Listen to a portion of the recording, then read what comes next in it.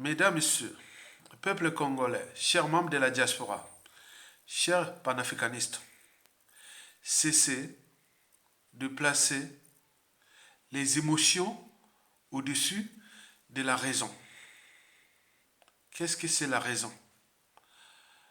La raison nous permet de douter, de réfléchir, de se structurer, de s'organiser et d'agir dans l'espace et le temps, à court, à moyen et à long terme.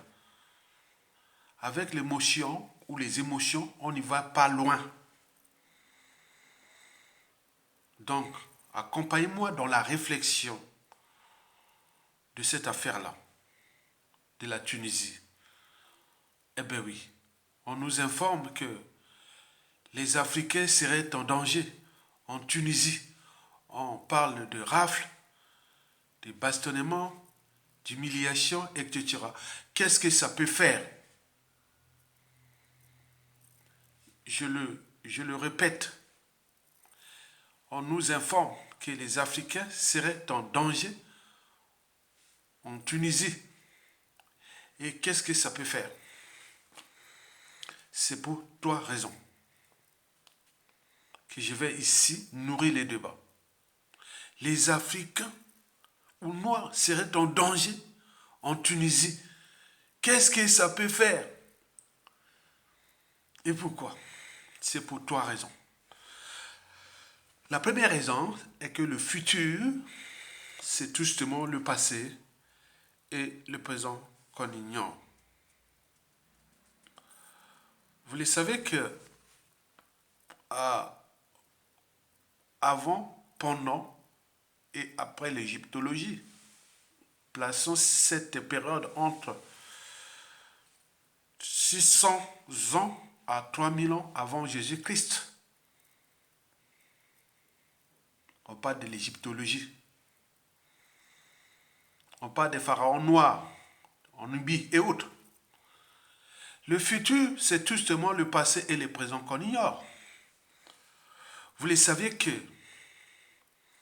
dès le début de l'égyptologie, tout le continent africain était noir. Toute l'Afrique noire était noire. En partant de l'actuelle Algérie, Maroc, Mauritanie, Tunisie, Libye, Égypte, bref, le Maghreb était noir. Donc, nous avions subi ce qu'on appelait les grands remplacements de l'histoire humaine après celui des Amériques, après la découverte des Amériques. En Afrique du Nord, nous avions subi historiquement le premier grand remplacement humain de l'histoire humaine. Ça s'est passé pendant l'égyptologie. On parle tout s'est chamboulé entre disons 3000 ans avant Jésus-Christ. Cette histoire, l'on connaît. Les Byzantins qui sont venus, qui ont les Arabes et tout ça, on connaît cette histoire-là. Mais ces gens-là n'ont pas une mémoire courte. Ils ont la mémoire longue. Ils ont la mémoire longue. Ce qu'on appelle le Maghreb, les Maghrébins ou les Arabes. Ils ont la mémoire longue. Ils savent bien que la terre africaine ne leur appartient pas. Donc ils ont peur du grand remplacement.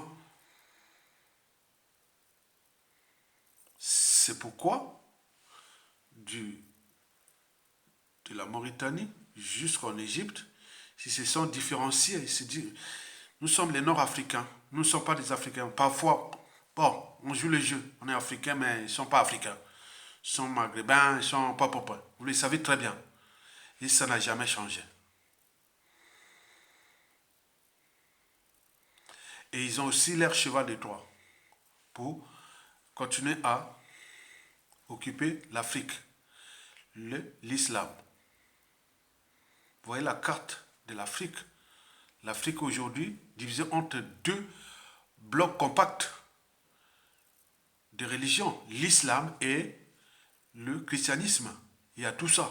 Vous le savez très bien. Revenons à cette histoire du passé. Le grand remplacement, il est là. Mais ils ont peur que, bon, on revienne. Donc, tout dirigeant du Maghreb toujours cherche à mettre les moyens politiques, sociaux et tout compagnie pour qu'il n'y ait pas, soi-disant, on parle de retour. Hein? Bon, ils parlent de grand remplacement. C'est vrai. Donc, puisque nous avons, les Africains, plus il y a la pression démographique de l'Afrique noire, due aux problèmes politiques, économiques, sociaux et autres, bon, et ils ont peur. Ils parlent de Rome. Alors que le continent là a historiquement, voilà, c'est au noir. Nous sommes la population noire, c'est la population autochtone d'Afrique. En sciences naturelles ou en sciences de la vie et de la terre, on parle des Arabes en Afrique sont des populations allochtones. Allochtones. Les Arabes, les Maghrébins sont des populations allochtones. Contrairement à nous, nous sommes les populations autochtones d'Afrique. Même si du point de vue des sciences de l'évolution, on peut tout expliquer ça, mais actuellement, si on pouvait répartir les populations à travers le monde, les Blancs en Europe sont des populations autochtones. Les Arabes dans le monde arabe, le monde bloc arabique, sont des populations autochtones. Les Asiatiques, pareil, c'est ce jeu. Les Amérindiens étaient des populations autochtones. Nous, les Noirs, c'est comme ça. Donc, je ne veux pas rentrer dans l'histoire d'évolution ou des migrations par rapport à tel qu'elle est expliquée depuis ces mouvements de l'humanité, depuis la création de la vie jusqu'à nos jours. Ce sont des dossiers que je connais très bien en tant que spécialiste des sciences de la vie et de la terre, biologie, géologie. Donc je connais tout ça, sciences de l'évolution et autres. Donc je veux parler, alimenter les débats pour ça. Donc les Maghrébins sont toujours restés en alerte face à nous, Africains. Il faut en tenir compte de ça. Donc cette raison-là, et ils ont la mémoire longue, mais nous avions la mémoire courte. Ben oui, comme la mémoire d'un insecte, elle dure quelques millisecondes. On a oublié, on va au Maghreb, on va chez Pavane, au Maroc, en Algérie, partout comme ils étaient chez eux. Mais même, ce n'est plus sur vous. C'est une terre qui vous appartenait. Maintenant, elle n'est plus à vous. Donc, les autres sont en état d'éveil. Ils ont mis tous les outils culturels, toujours pour dire, on est là comme on voit l'histoire entre les Juifs et les Arabes en Palestine ou en Israël aujourd'hui. C'est comme ça, les Juifs ou les Israéliens resteront toujours en éveil par rapport aux Palestiniens. Mais nous aussi, à notre échelle, c'est pareil. Donc ce sont ces questions existentielles que vous devez en tenir compte de ça. Ce qui se passe n'a pas commencé aujourd'hui. Il y a des symboles qui sont en Algérie qui montrent que voilà comment on a dominé ce continent. Il y a beaucoup de choses qui sont restées. Mais vous êtes là comme des animaux en venant qu'on croyait que vous étiez chez vous. L'avenir de l'Afrique ou de l'Africain est d'abord en Afrique subsaharienne. C'est là où c'est structure. Si vous laissez faire des choses, vous fouillez, vous allez en Europe, vous allez partout. Non, non, d'abord c'est votre continent. C'est d'abord la problématique là. Mesdames, Messieurs, peuple congolais, chers membres de la diaspora, chers Africains. Donc, ce qui se passe en Tunisie va encore passer plusieurs fois tout au long du 21e siècle, du 22e siècle, du 23e siècle, du 24e siècle, du 25e siècle, du 28e siècle, jusqu'à la fin du monde. Puisque cette affaire-là, tout ce qui est le métissage global, il arrivera, comme selon les hypothèses, ça arrivera à 100 000 ans après Jésus-Christ. Au vu des rapports de force, de mélange et autres aujourd'hui. Il faut encore attendre 100 000 ans. Donc, durant ce parcours-là, il y aura des soucis entre nous et les Arabes. Surtout problèmes économiques, problèmes de ceci, voilà. Vous avez compris ça. OK? Donc, placez la raison pour se dire, ah tiens, il y a cette histoire-là, Le futur, c'est justement le passé et les présents qu'on ignore. Comment corriger déjà cette humiliation, ces rafles-là, à l'échelle de notre continent? Les Arabes ont dominé l'Europe hein, jusqu'à cette histoire s'est archivée à la fin du Moyen Âge, au XIVe siècle, au XVe siècle. Et donc, vous devez comprendre les dynamiques humaines ou les dynamiques des populations et tout ça, ça crée des soucis, des guerres et autres, plein de choses. Donc, il faut en tenir compte de ça. Maintenant, pour l'instant, il me semble que depuis ces temps-là, on n'a jamais eu ces genres de propos contre les Africains. Mais là, vous ne vous imaginez pas ce qui se passe côté pile. Hein. On ne sait pas ce qui se passe, les préjugés et plein de choses sur les Noirs, africains ou dans le Maghreb. Vous le savez très bien. Mesdames et messieurs, peuple congolais, chers membres de la diaspora, chers Africains, la deuxième raison pour laquelle les rafles, les humiliations et tout compagnie, qu'est-ce que ça peut faire? Cette raison est liée à la nature de nos régimes politiques. Ben oui, la nature de nos régimes politiques pose bien des soucis. Nous étions partis à l'ambassade, devant l'ambassade du Congo-Brazzaville à Paris au mois d'avril 2014. Nous manifestions contre les opérations Mbata Bakolo, que Denis Sassou Nguesso avait expulsé plus de 90 000 Zaïrois dans les conditions de dignité totale. Et donc on a eu des rafles des Congolais de RDC, de chez nous. On dit que nous, les Congolais de Brazzaville, on serait des xénophobes. Et donc on avait expulsé plus de 90 000 Zaïrois. C'était dans les conditions, voilà, vous imaginez. Et j'avais alors répondu à un média panafricaniste, un média africain. L'image est là, je vous ai relayé ça de temps en temps. Que tant que l'Afrique noire ne sera pas debout en termes de la respectabilité des fondamentaux déjà de l'humain et puis de la société et de la civilisation, nous ne serons jamais respectés ailleurs dans le monde. Nous ne serons jamais respectés. Que vous soyez intelligent, riche, star et autres. Mais quand tu es noir, va te faire voir. Quand tu es brun, tiens-toi bien. Quand tu es blanc, tout va bien. Mais pourquoi ne pas inverser ça? La respectabilité interraciale. Tant que l'Afrique noire ne sera pas debout, l'homme noir ne sera jamais respecté.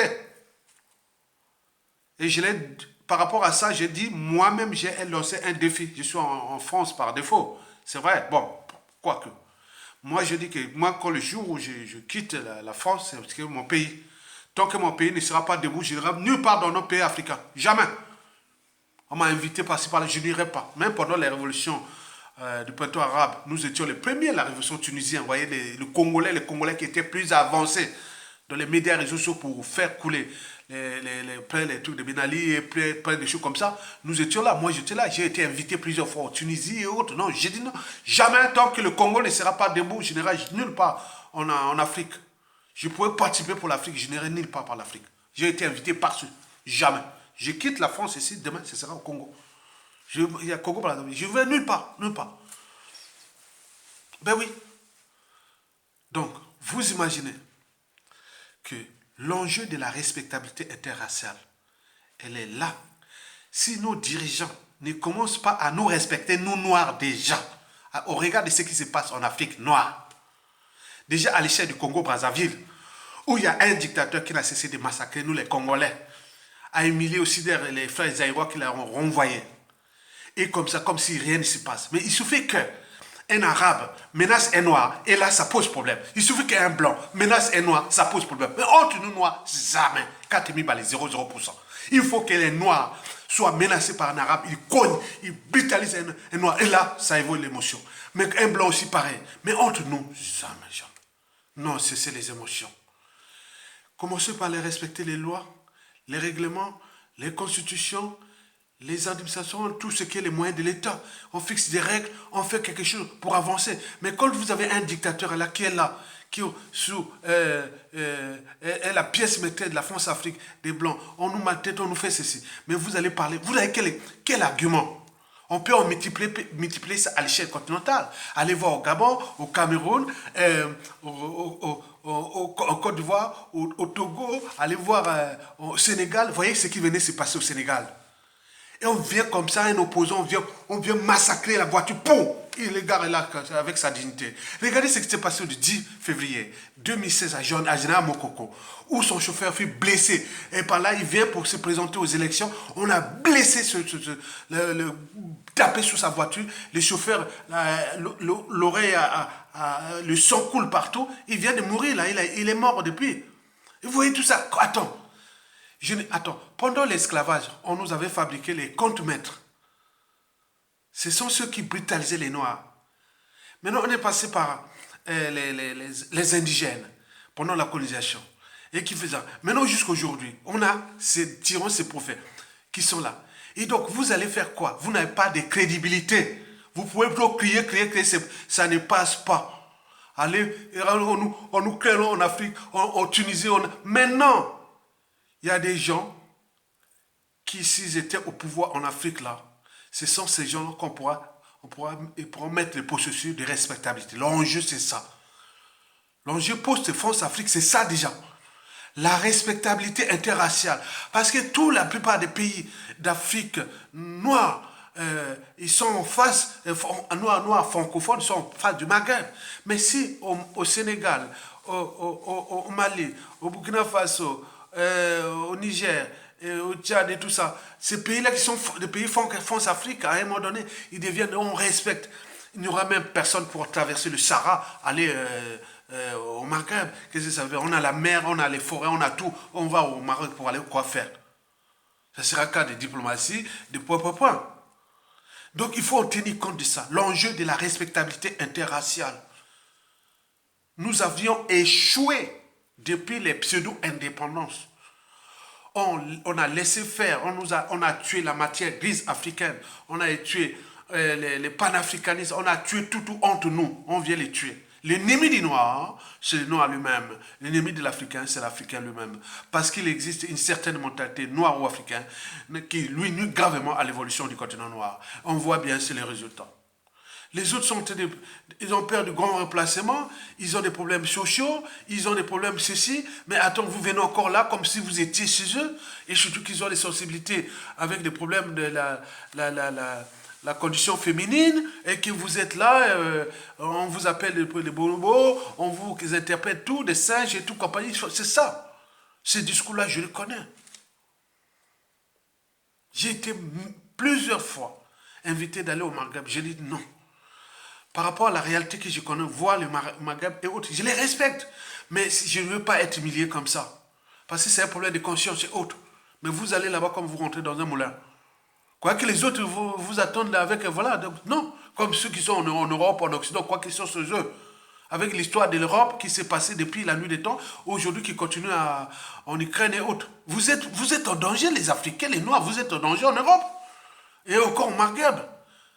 Là, vous ne serez pas en danger, c'est vous. Mais pour que vous ne soyez pas en danger chez vous, allez vous battre pour mettre hors d'état de nuit ces mauvais qui sont là, trop mauvais pour être utiles aux enjeux de la respectabilité interraciale à l'échelle continentale. Donc, vous venez parler de quoi? Ne jouez pas aux émotions. Je suis un homme digne. Je dis le jour où je quitte la France, je rentre seulement au Congo. L'Afrique, elle peut m'inviter partout. Et pourtant, je fais beaucoup de choses pour le panafricanisme. Je dis que tant que de mon existence, tant que l'Afrique, il n'y a pas de choses qui se respectent, je n'irai nulle part. Je pars de France ici, je suis encore ici par défaut. Moi, mon pays, je reste mon pays, je resterai mon pays. Je ne vais pas bouger ailleurs. Ce n'est pas dire que je suis nationaliste ou tout ça, on parle comme ça. Non, jamais. Je ne suis pas comme ça, je suis panafricaniste.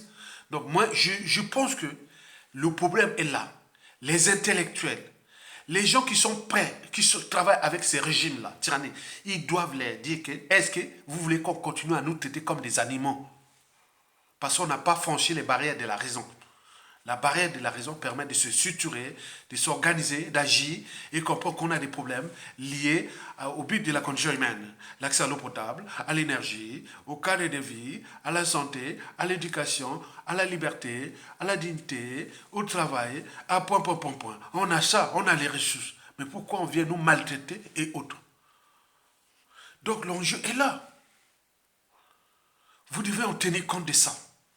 Donc de cette première raison qui est liée au passé, au futur qu'on ignore par rapport à l'histoire qui a commencé depuis l'égyptologie, en passant par la deuxième raison qui est liée à la situation actuelle de l'Afrique qui est malmêlée partout, par nous-mêmes. Par nous-mêmes. Ce n'est pas par les autres, non. Donc prenez conscience de l'enjeu du panafricanisme. Là, c'est comme une onde qui se propage. Mais là, ce qu'il a fait que des propos, il a tenu que des propos. Le président tunisien n'a tenu que des propos. Même s'il peut y avoir des conséquences, vous voyez que parmi les pays les plus éduqués post-dictature en Afrique du Nord, ce fut la Tunisie. Je vous dis sincèrement. La Tunisie fut un pays le plus éduqué. Donc ça n'a aucun impact sur la population, même s'il peut y avoir des brebis galées comme son discours n'a qu'une seule signification. Mais les trucs sont là. C'est nous-mêmes prenons quand même conscience. Pour qu'on soit respecté dans le Maghreb, il faut que nous-mêmes, nous commençons déjà à être respectés.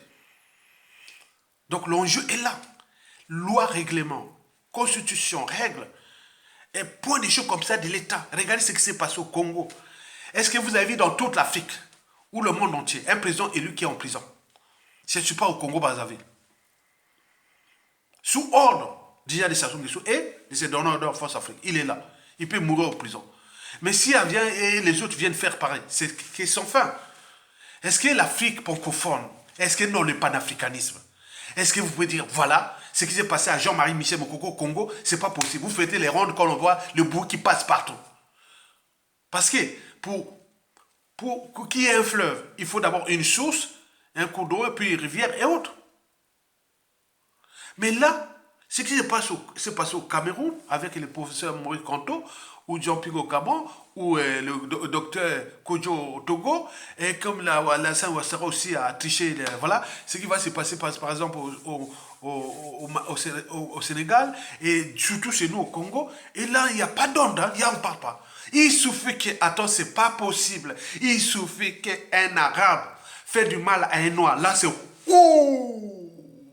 Il suffit qu'un blanc fait du mal à un noir. Ouh! Mais entre noirs, bon, vous savez, hein. Sur 100% des propos tenus par ce président tunisien que je dis, c'est malheureusement, parce qu'il est issu quand même du printemps arabe que nous avions soutenu ici depuis la diaspora congolaise ou africaine en France. J'étais l'un des premiers. J'étais parmi, regardez, même aux Tunisie doit le savoir. J'étais parmi, il faut voir les tweets, Facebook, tout. J'étais parmi le meilleur des Congolais qui a fait à monter cette révolution sur la planète de Paris-France et autres jusqu'au printemps arabe. Je suis allé là-bas bénéficier. Non, on fait que le jeu de l'humanité, de la société et de la civilisation. On voit le continent comme un tout, malgré les diversités et autres. Mesdames, Messieurs, peuple congolais. Donc l'enjeu de la respectabilité interraciale va certainement être le facteur déterminant ou déclenchant de ces, pour ne plus avoir ce genre de soucis. Ok? Très bien. Mesdames, Messieurs, peuple congolais, chers membres de la diaspora, cher panafricanisme ou panafricaniste. Enfin, la troisième et la dernière raison pour laquelle les rafles, les humiliations et autres, qu'est-ce que ça peut faire? Vous n'avez pas étudié l'histoire de la Deuxième Guerre mondiale. Pourquoi il y avait une Deuxième Guerre mondiale?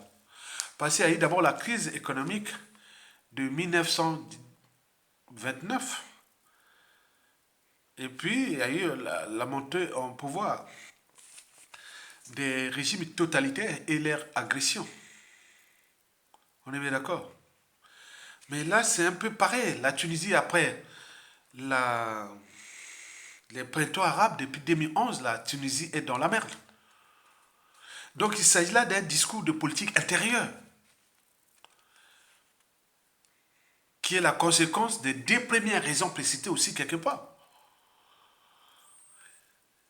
Le président tunisien a tenu un discours qui est en rapport, ou des propos qui sont en rapport avec le contexte politique, économique et social de ce pays. Donc, vous remarquerez toujours dans l'histoire de l'humanité et des États ou des pays aujourd'hui, à chaque fois qu'il y a des soucis économiques, sociaux, qu'est-ce qu'on va taper? On va taper sur les étrangers. Pour la plupart des fonds, les Africains qui sont en train de diffuser, voilà, mais ce sont des francophones. Regardez ici, le Front National, le Front Rassemblement National, tout on colle sur les Africains ou les immigrés, voilà. Alors que sans l'Afrique francophone, la France est le rang mondial de la France, et voilà, on le sait. Ce sont des politiques intérieures. Mais ces discours-là, ou ces propos, devaient nous éveiller les consciences, devaient éveiller les consciences des uns des autres, mais à la place des émotions, non. On vous dit que vous êtes le problème, les Africains sont des pestiférés. Vous savez comment nous traite en Inde? C'est du chancre. C'est Ebola, c'est quoi? Partout on ne veut pas des Africains. Sauf ceux qui ont le pouvoir, qui viennent. Non. Respectable, c'est le contexte est là. Moi je joue à la raison. Moi c'est la raison. Moi je n'ai rien à foutre de ça. Moi si j'étais au pouvoir, par exemple nous, au moment où Mokoro était au pouvoir en 2016, peut-être qu'aujourd'hui même quoi que ce soit en pouvoir, ce genre de propos-là, moi au Congo-Brazzaville, nous on convoquait l'ambassadeur de Tunisie à Brazzaville pour explication. Et à ce moment, demander un message au président, qu'est-ce qu'on fait? Est-ce que nous voulons rompre les relations pour ne pas... Voilà, on peut rompre temporairement. On se dit, bon, ben, pour cette fois, est-ce qu'il y a eu des Congolais, il y a eu des ceci qui ont fait ça, pour les voir, il y a des Congolais autres. Bon, qu'est-ce qu'on en fait? On peut rompre les relations, on dit, bon, on voyait cette lettre au président, on peut rompre les relations diplomatiques entre la Tunisie et le Congo pour une durée déterminée, sans que le problème n'est pas résolu. Ça peut être un effet d'enchaînement. C'est tout. On appelle pour explication, on dit, bon, ben, vous devez rappeler votre ambassadeur, et nous, mutuellement, on rompt ces relations d'abord là, tant qu'il y a des problèmes pas résolus. Ça va être comme ça. Hein. Et ça peut être un effet d'épidémie dans la loi des séries dans toute l'Afrique après. Mais il n'y a pas de commencement là. Non. Donc, les relations politiques sont compliquées. Vous voyez par exemple les Maghreb, le Mali et l'Algérie. Et pourtant, il y a le terrorisme qui fait beaucoup de choses comme ça au Mali, qui ont été tenus par les Occidentaux après l'assassinat du colonel Kadhafi. Bon, vous savez que l'Algérie et le Mali, ils ont des relations particulières. Parce que pendant l'indépendance, la guerre d'indépendance de l'Algérie, le Mali avait aidé l'Algérie à l'indépendance de l'Algérie. Et donc, les relations historiques entre le Mali entre le Mali et l'Algérie, il n'y a pas de frontières, il n'y a pas de visa, il n'y a pas de passé, c'est des relations historiques. Mais nous aussi au Congo, on a aidé à plusieurs pays à l'indépendance, non? Mais qu'est-ce qu'on a résolu les problèmes qu'on a résolu en retour? Nous n'avions pas aidé à l'indépendance de l'Angola. Regardez l'Angola qui est venu ramener Sassou Nguesso après. Regardez ça. Nous n'avions pas aidé à l'indépendance de la Namibie. Vous imaginez? Nous n'avons pas aidé à l'apartheid, moi, étudiant. À l'époque, à la fac des sciences à Brazzaville, on cotisait des trucs de 25 francs pour envoyer à lycée et autres, pour lutter contre l'apartheid. Donc ces mouvements ne sont plus là. Nous, on fait là. Nous étions attaqués par la France. Il y a un lien ici en bas pour suivre la cause Mokoko. Combien d'Africains, ils peuvent cliquer et se dire que le lien qui est en bas là. Combien d'Africains disent, pour la cause, ça c'est un panafricanisme. Et il n'est pas là pour... c'est pas un opportuniste. Il est pour la cause de l'Afrique, de l'universalisme et autres. Il clique en bas là. Il met 5 euros, 2 euros, 2 dollars. Voilà, c'est la cause.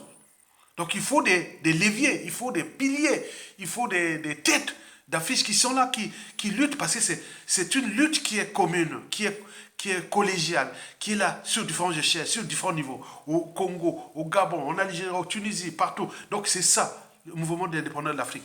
Vous croyez que quoi? Ce discours-là est adapté au contexte politique et social post-printemps arabe, où ce pays-là est dans la merde depuis la chute de Ben Ali. Vous le savez très bien. Il n'en peut plus. Les indicateurs macroéconomiques de la Tunisie, nous le savions. Avant tout, le tourisme et tout ça, c'était vraiment bon. Même si les Ben Ali, avec leurs fameux 15% et autres, depuis que les Ben Ali sont partis, bon, quoique, bon, c'était un indicateur, mais il avait apporté l'éducation, il avait apporté beaucoup de choses, on le sait, il avait quand même des avantages. Mais depuis qu'il est parti, le pays-là est dans la merde.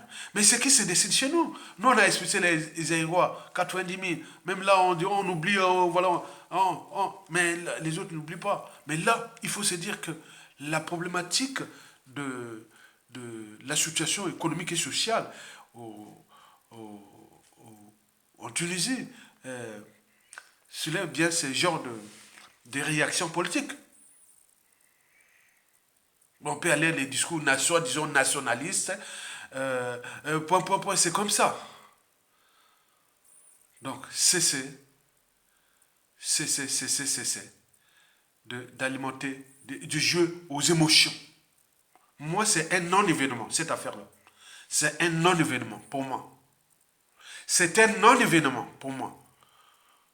Pourquoi? Pour les 3 raisons précitées.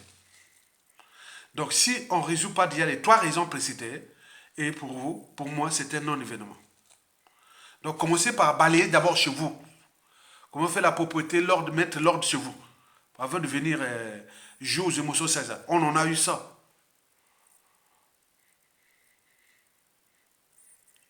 Je veux raconter une anecdote. J'avais un ami, c'était de la cuvette ouest.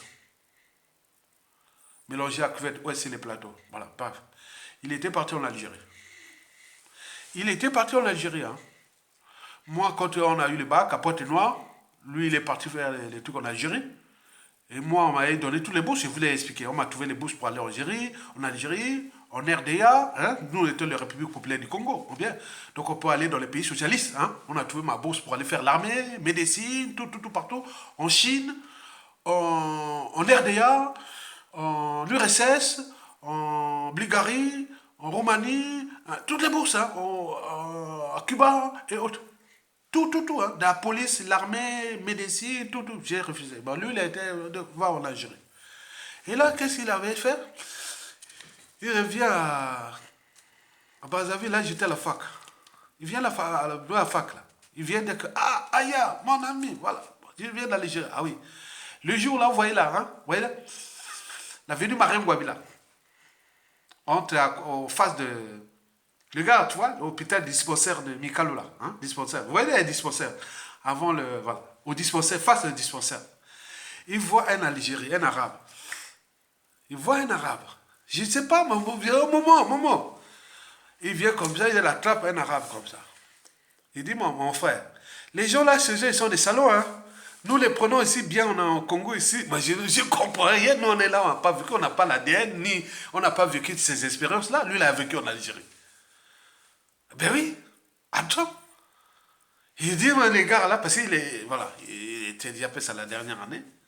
Et il dit, il attrape l'arabe là. Oh, moi j'ai dit, non, mais non, tu n'es pas violent comme ça. Et il a attrapé l'arabe là, qui n'était rien, il vivait au Congo tranquillement. Il a attrapé l'arabe. Il a commencé à la frapper. Vous nous faites le mal là.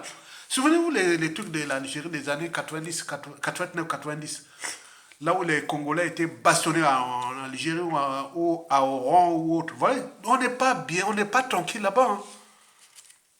Et donc, moi, j'ai dit, non, mais c'est quoi? Qu'est-ce que tu fais? Ah non, tu n'as pas moment. Attends. Non, tu vas, non, mais. Je dis, non, on a séparé. Mais je dis, qu'est-ce qui se passe? Oui, maman, tu sais, les gens là. Non, mais attends, tu viens pas que la violence ici. Donc, on ne connaît pas. Donc, vous voyez, déjà, ces problèmes, les situations comme ça sont multiples. que les Africains qui ont subi ce que font les Arabes au Maghreb, c'est-à-dire au Maroc, en Algérie, en Tunisie et autres, l'avenir de l'Afrique est en Afrique du Sud du Sahara. Et ces gens-là qui sont en Algérie et autres, ils vont descendre où? En Afrique noire. Il peut se retrouver avec des gens comme la situation, qui est ministre d'Intérieur, qui est point, ou un bandit ou autre qui veut faire vraiment du mal. Ce qui se prépare, qui va se dérouler en Afrique.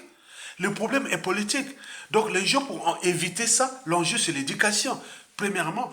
Deuxièmement, il faut aussi ce que j'appelle ça la politique, la réelle politique. Il faut que les hommes politiques de l'Afrique, là, l'Union africaine, et toujours conseillent un peu d'arrêter ces choses-là. Qu'on en parle comme laissé passer en Tunisie, qu'un président qui parle des propos comme ça, on n'en veut pas. Ça se passe en Europe, c'est leur ADN. Mais nous, en Afrique, on n'a pas ce genre de discours. Donc, raisonner le président tunisien et autres. Et donc, l'histoire, pour la petite histoire, le gars était blessé, le nez tout que son coulait. Il a vraiment violé. Moi, j'ai dit, non, mais tu es pas violent comme ça, mon ami. Mais oui, mais attends, il voulait se déchaîner contre un Algérien parce qu'il avait fait. Il y a un Algérien il avait deux groupes d'Algériens qui l'avaient tapé là-bas parce qu'il avait dragué une fille algérienne et qui arrivait, ils vont venir, enfin, complice et autres. Bon, vous voyez des choses comme ça. Donc, rien ne se crée, rien ne se perd, tout se transforme. Donc, pour ne pas que ça se transforme par ces scènes-là, parce que la plupart des Africains qui fuient, qui sont ailleurs dans le monde, là, beaucoup, ce sont des cerveaux qui, à tout instant, peuvent devenir des présidents et autres, en Afrique, ou ministres, ou les réseaux. Hein, comme je vous ai dit que combien j'en ai au niveau des armées, j'en ai des officiers, énormément. J'en ai au niveau des universités, au niveau des réseaux familiales, ou tout. Heureusement, ça ne se pas. Je serai toujours un homme fiant. Vous savez ça. Donc, je vous dis que cette situation-là doit se gérer par la politique. Donc, l'Union africaine, qui est l'union des dictateurs, doivent rappeler à ce monsieur-là qu'il ne joue pas à ça. Mais pour nous, les restes, moi, c'est un non-événement. Tant que les trois raisons précitées ne sont pas, on ne sait pas, commence pas à aller à repenser, à se structurer, à agir. Et chacun doit agir à l'échelle de son pays. Moi, j'agis pour le Congo. Et si le Congo devient libre, bien, et il y aura un autre pays au Gabon pareil, et point, jusqu'en Afrique du Nord. C'est ça qu'on en veut. L'Union africaine, c'est comme ça. Donc, commencez déjà à penser pour votre pays que d'alimenter les amalgames. Parce que je vois les Congolais, les Africains, et tout ça commence à... Les Arabes, ou la Tunisie, et autres. Non. Voilà. Le discours là tient compte de politique intérieure. Il n'y a que ça. Retenez bien ça. Tant que Sassou Nguesso sera au pouvoir, ce discours-là que le président tunisien a tenu, c'est un événement pour moi. Je vous dis qu'il a raison. Il a raison. Donc, si vous dites qu'il n'a pas raison, maintenant, commencez déjà à comprendre déjà l'histoire, notre vécu africain par rapport aux Arabes.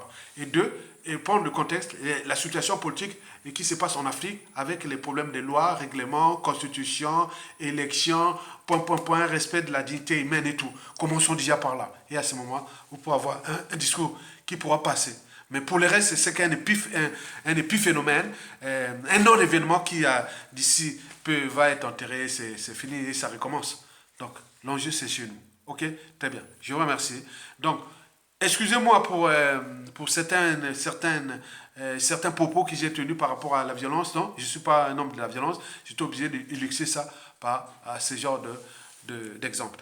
Merci beaucoup, Tokolonga. Et il y a un lien en bas ici pour la lutte. Hein. Allez voir ce qui se passe, ce qui est passé en Tunisie là, avec les Africains, mais ce que nous subissons déjà du Congo et aussi de la France-Afrique.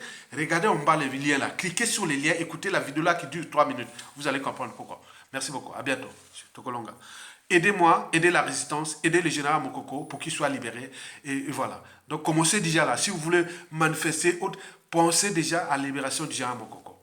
Et aussi ces réseaux qui ont subi l'assaut de la France-Afrique par rapport à ces procès, par rapport à tout ce que nous subissons. Merci beaucoup. Tokolonga, à bientôt. Cliquez en bas et à bientôt.